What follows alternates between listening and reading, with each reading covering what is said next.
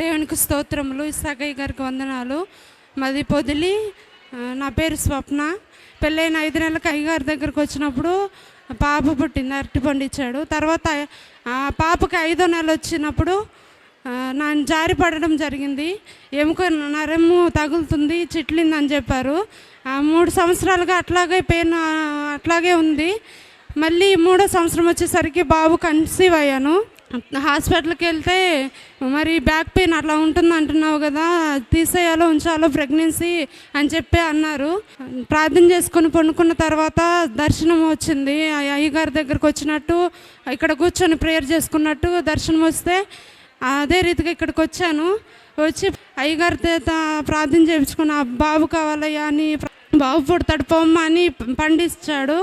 అన్ని విషయాలు ఎందు దేవుడు సహాయం చేసి చక్కటి బాబునిచ్చాడు. దేవుడికి వందనాలు. సాక్షి దేవుడు దీవించును గాక.